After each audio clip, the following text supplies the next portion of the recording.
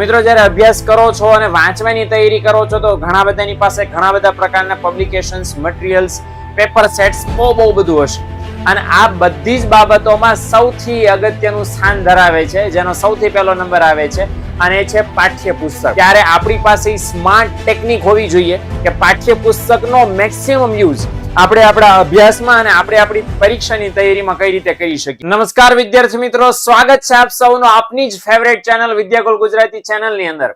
આજે હું તમને એક સરસ મજાની વાત શીખવાડવાનો છું જે તમારા કોઈ પણ ધોરણના અભ્યાસને એકદમ સક્ષમ, મજબૂત બનાવી આપશે અને તમારી પરીક્ષાની તૈયારીને 4 ચાંદ લગાવી દેશે. તો મિત્રો વિડીયો છેક સુધી જોજો. એવો ટોપિક તમારા માટે લઈને આવ્યો છું જે તમને ખૂબ ઉપયોગી બનવાનો છે. વાર નહીં લગાડતા વાત કરીએ છીએ અભ્યાસની.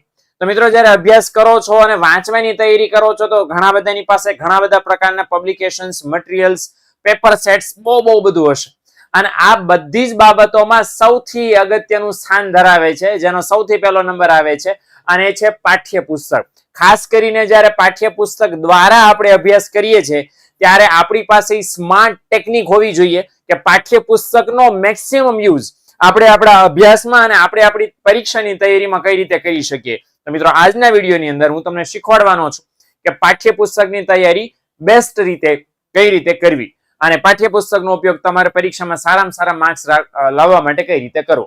ઓકે, નંબર 1 પહેલો ઉપાય શું કરવાનો છે. જ્યારે પાઠ્યપુસ્તકના માધ્યમથી મોસ્ટ ઓફ સ્કૂલોમાં એવી જોઈ છે કે જેની અંદર જે તે વિષયના સર કે મેમ છે તમને પાઠ્યપુસ્તકના જ માધ્યમથી ભણાવવાનું પસંદ કરે છે.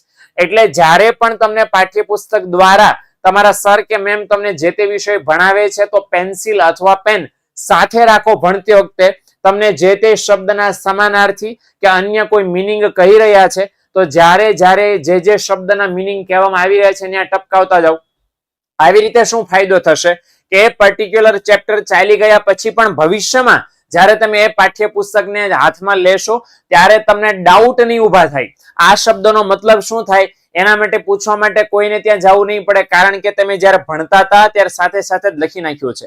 એટલે અત્યારે વર્ષની શરૂઆત છે તો સૌથી પહેલું આ કામ કરવાનું છે કે પાઠ્યપુસ્તક લ્યો ત્યારે માત્ર હાથ રાખીને બેસી નથી રહેવાનું. ભણતી વખતે જ્યાં જ્યાં સર કહેતા જાય છે, શીખવાડતા જાય છે, સૂત્ર કહેતા જાય છે કે આ મુદ્દો આઈએમપી છે, પરીક્ષામાં એટલા માર્ક્સમાં પૂછાઈ શકે છે, આની ચાવી આ છે, શોર્ટમાં આ રીતે યાદ રખાય, જે તમને જે તે મુદ્દામાં સમજાવતા શીખવાડતા જાય છે એ ત્યારે ને ત્યારે તરત અને તરત બાજુમાં પેન્સિલથી ટપકાવતા રહેવાનું. ચોપડી ભલે બગડે, ચોપડી ભલે એમાં ચિત્ર થાય, પણ એ તમારા માટે બહુ કામની વસ્તુ થવાની છે. અચ્છા, માની લ્યો કે ચેપ્ટર પૂરું થઈ ગયું પછી પાઠ્યપુસ્તકમાંથી એ ચેપ્ટરની તૈયારી કઈ રીતે કરવી. ઘણા બધા એવું કહે છે કે સર પેપર સેટમાં જોઈ લો, ઘણા એમ કહે છે કે પેપર સેટ સોલ્વ કરી લો, ઘણા એમ કહે છે કે સ્વાધ્યાયના સવાલ પાકા કરી લો. પણ આના કરતા બેસ્ટ રીત કઈ કે જેનાથી પાઠ્યપુસ્તક વાંચવામાં કંટાળો પણ ન આવે. કંટાળો આવવો સ્વાભાવિક છે ભાઈ, કારણ કે કોઈ ચિત્ર આપ્યા નથી હોતા, કલર હોતા નથી, બ્લેક એન્ડ વ્હાઈટ હોય છે ભાઈ. તો એમાંથી કંટાળો લાવ્યા વગર કઈ રીતે તૈયારી કરવી. તો સૌથી પહેલું કામ તમારે શું કરવાનું છે.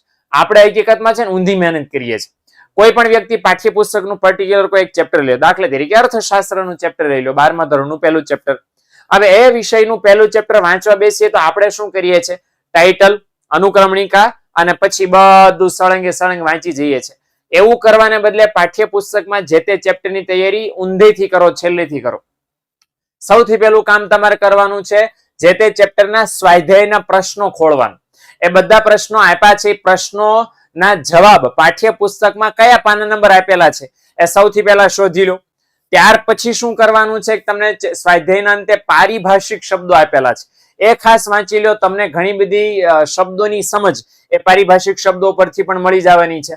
અચ્છા, સ્વાધ્યાયના સવાલો ટીક કરી નાખ્યા કે કયો સવાલનો જવાબ કયા પાના નંબર ઉપર છે. પછી શું કરવાનું છે, સ્વાધ્યાયના સવાલો ટીક કર્યા પછી જે તે ચેપ્ટરની અંદર જે તમને ઘાટા અક્ષરો આપ્યા છે, ઓકે, 2 પ્રકારના અક્ષરો, ઘાટા અને આછા છે. આછા છે નોર્મલ આપણા અક્ષરો છે. ઘાટા અક્ષરો આપ્યા છે એનો મતલબ એમ કે એ વધારે મહત્વના શબ્દો છે. તો જ્યારે પણ પાકું કરવા બેસો છો તો એ ઘાટા અક્ષર વાળા શબ્દો કે લાઈન કે મુદ્દા કે ટાઇટલ એ સૌથી પહેલા પાકા થવા જોઈએ અને પછી એની અંદરની વિગતો છેલ્લે તૈયાર થવી જોઈએ. ઓકે, એવું લાગે તો જે ઘાટા અક્ષરો છે એ ઘાટા અક્ષરોની અલગથી એક ડાયરી કે તમે નોટ બનાવી શકો છો જે તમારા રિવિઝન વખતે, પરીક્ષાની રેપિડ તૈયારી કરતી વખતે પણ તમને ખાસ કામમાં આવશે. ઘણા બધા એવા સવાલો હોય છે કે જે સ્વાધ્યાયમાં સવાલ આપ્યો છે, પાઠ્યપુસ્તકમાં બેઠે બેઠા સવાલના આન્સર નથી આપ્યા. અચ્છા, તો શું કરવાનું છે? આના માટે બેસ્ટ છે તમારા જે તે વિષયના સર અને આપણું યુથ સ્વયં પબ્લિકેશનનું સરસ મજાનું પ્રકાશન.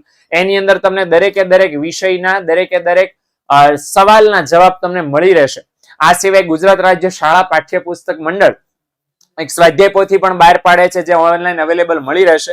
જીએસસીબી ની વેબસાઇટ, ગુજરાત ટેક્સ્ટબુક ની વેબસાઇટ ઉપર એ તમને અવેલેબલ હશે. તો એમાંથી પણ તમે એક્સ્ટ્રા સવાલની પ્રેક્ટિસ કરી શકો છો. આપણે પેપર સેટ પણ અવેલેબલ છે જ ઓલરેડી, એ પણ તમે મગાવીને જવાબ સાથે પ્રેક્ટિસ કરી શકો છો. એટલે પર્ટિક્યુલર કોઈ એક ચેપ્ટર પૂરું થાય એના વિશેની તમામ ડિટેલ તમારી પાસે હશે.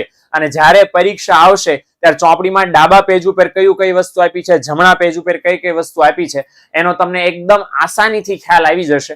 તો મને આશા છે કે આ સરસ મજાના નાના એવા વિડીયોની અંદર પાઠ્યપુસ્તક દ્વારા અભ્યાસ કઈ રીતે કરવો એની તમને સમજ પડી હશે. તો ઉપયોગી બન્યો હોય મિત્રો તો વિડીયોને લાઈક કરજો, તમારા વધારે ને વધારે મિત્રો સુધી શેર કરજો. મળીએ મિત્રો નેક્સ્ટ વિડીયોમાં.